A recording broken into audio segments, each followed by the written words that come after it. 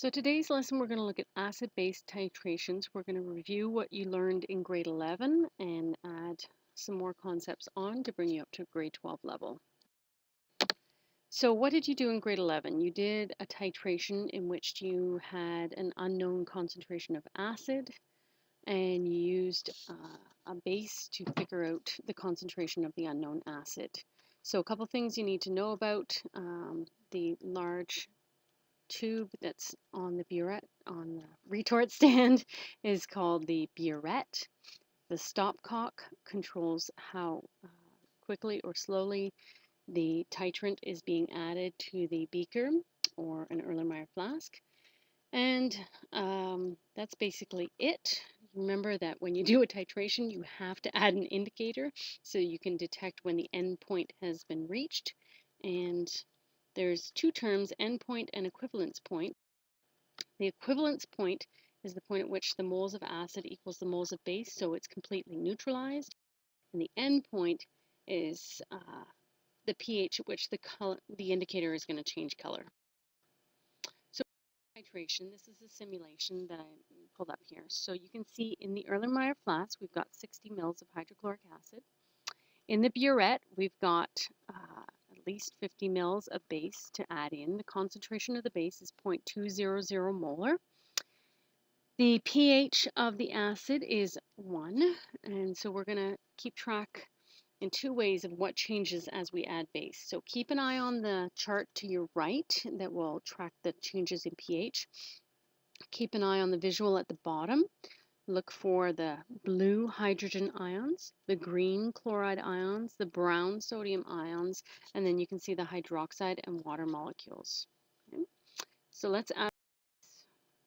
The pH has gone up, not because we've added base and we've got extra hydroxide. Instead, it's because we've actually got fewer hydrogen ions.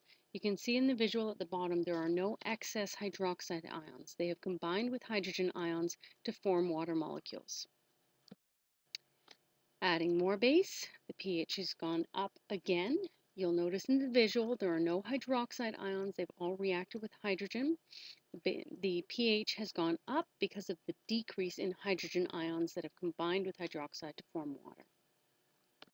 Adding more sodium hydroxide, very, very small changes in pH at this point. Again, no excess hydroxide at this point, just excess hydrogen ions contributing to the low pH. Adding another 5 mils, similar things are happening. Adding another 5 mils, our pH is now up to 1.93. We've added a total of 25 milliliters of base so far to our 60 milliliters of acid. Now we're going to add another 5 mils of NaOH. And there's a massive change in pH. Now we've gotten to the point where it is neutral. All we have are salt and water molecules. There are no hydrogen ions remaining. There are no hydroxide ions remaining. So it's completely neutral at this point. So that's the equivalence point. You can see in the flask it has not yet changed color. So we need to add some more base. Sorry, didn't show the color change. That's okay, it'll show it in the next slides. You can see just a small addition of base has made a radical change in the pH, and that's, again, due to the large excess of hydroxide ions. There's no longer any hydrogen ions to be able to neutralize those hydroxide ions. And finally, when we've added a total of 40 milliliters of the base, we end up with a pH of 12.3. So we added 30 milliliters of 0.2 molar sodium hydroxide to 60 milliliters of hydrochloric acid. Take a look, maybe pause the video if you like, and think through, can you do the calculation to work out the molarity of the hydrochloric acid? The answer is 0.1 moles per liter, and you can see the calculation there below. Just a note before we continue on, there's a couple indicators that we'll use. We specifically like to look at methyl orange, bromthiamyl blue, and phenolphthalein. Those are the main indicators. Phenolphthalein, even though it doesn't change color at a pH of 7, because it changes close to about 9, that was still in the steep portion of the titration curve, so it's sufficient to use phenolphthalein for the titration of a strong acid, strong base. Here's a second example. We've got 0.1 molar sodium hydroxide. We've added 15 milliliters of base. We've got 25 milliliters of acid solution in the beaker. Our indicator for this is phenolphthalein, and you can see it's already changed from colorless to pink. So we've hit the equivalence point. So at this point, the moles of acid equal the moles of base. That means the concentration of the acid times the volume of the acid equals the concentration of the base times the volume of the base. So we can use this to figure out the concentration of the acid just by rearranging the equation, plugging in our values, and here's our concentration of the acid.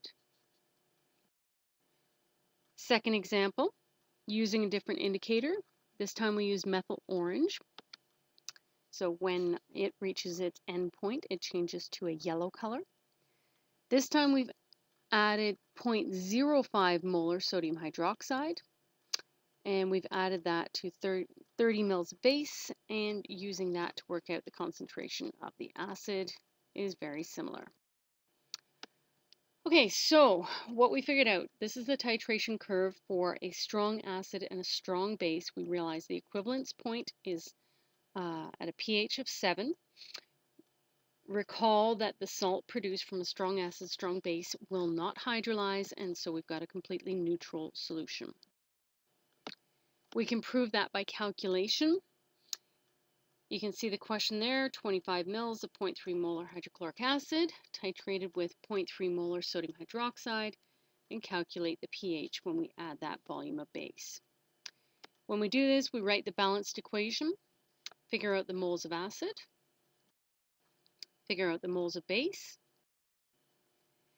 Using the mole ratio that's in the balanced equation, we realize that 0.0066 moles is going to react with 0.0066 moles of hydrochloric acid. So in this case, we're actually beyond the equivalence point. We've got excess acid, so we can calculate how much excess acid. And we can take the concentration of that acid. Again, it's a strong acid, so whatever the concentration of the acid is, that will be the same concentration of hydrogen ions. We can use the concentration of hydrogen ions to work out the concentration of hydrogen ions after mixing. We got this total volume of 0.47 liters by the sum of the 25 milliliters and 22 milliliters. And so we've got our new concentration of hydrogen ions after mixing. We can use that to work out the pH, and we've solved the question. Try these ones from your textbook. Now, the titration curves for weak acid and strong base are slightly different. What you'll notice immediately is that the equivalence point does not occur at the pH of 7. In this case, it's above 7. And we went over that with the hydrolysis lesson last day. The moles of acid equals the moles of base, but our salt is going to contain an anion that will hydrolyze, and that anion is going to be an extra source of hydroxide ions, and that's why that pH is going to be higher than 7. You can see the hydrolysis reaction there. It's a source of extra hydroxide ions. Strong acid, weak base, the equivalence point, the midpoint of that titration curve, seems to be less than 7. Can we explain that using hydrolysis? We've reached the point of neutralization at the equivalence point, but we've created a salt that contains a cation that's capable of hydrolyzing and forming hydronium ions.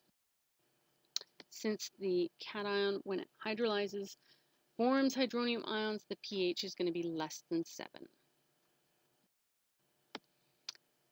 Showing you some calculations with these guys. We have a weak acid and a strong base. What happens when we have 20 milliliters of each? Same concentration of each, so we should have equal numbers of moles. Let's see if it would be neutral. Probably not. Start with our balanced equation. Moles of acid, moles of base. Use the mole ratio to figure out how much of each would react. So since there are equimolar amounts of the acid and the base, we've reached the equivalence point, but we've produced a salt, sodium acetate, that contains an anion, acetate, that will hydrolyze. The acetic acid reacted with sodium hydroxide in amounts of 0.0060 moles. So we should get 0.0060 moles of salt being produced. That salt is going to dissociate, and we get the same number of moles of the acetate ion. Again, these solutions have mixed, so to get the final volume of the final concentration of the acetate ions, we need to take the number of moles and divide it by the volume of the mixture. That gives us a concentration of acetate ions. Now we're going to throw that into our ice table. That's going to react in a hydrolysis reaction, and that's going to be our source of hydroxide ions. We can use the equation Kb equals Kw over Ka to work out our Kb. We can plug in our value and solve for x, recalling that x in this case refers to the hydroxide ion concentration, so we can use that to find the pH and then find the pH. Second example, what happens when we don't have equimolar amounts? In this case, 20 mils of the 0.3 molar acid titrated with only 18 mils of the 0.3 molar base. What happens here? Can we find the pH? Moles of base, moles of acid. Find out how much reacts. Okay, in this case, we have a limiting reactant and an excess reactant. We want to figure out how much excess weak acid is left over. Watch the zeros here because we start with 0.006, we use 0.0054, and we end up with 0.00060 moles left over. So our concentration of acetic acid remaining is the number of moles divided by the total volume after mixing. And we've got our concentration of acetic acid left over. Recalling that the salt is also going to be a source of acetate ions, we can use the same method to work out how many moles of the anion would be produced and get the concentration of the anion by dividing by the total volume of the solution. And so now we've got our concentration of our acid and our concentration of our base. We're ready to throw those into our ice table. Notice here that we've got an initial concentration of acid, that was the excess acid, and we've got an initial concentration of acetate. We just worked that one out. That's coming from the salt. Then we're going to have changes in that according to a hydrolysis, and so we're going to get our final equilibrium concentrations, plugging in, solving for x. X in this case is the hydrogen concentration, so we can use that directly to solve for the pH. So a couple more questions to try in your textbook. And then one last point, just want to show you what a titration curve looks like for a polyprotic acid. Because there are 2 or 3 protons that are available to be neutralized, there are 2 or 3 equivalence points.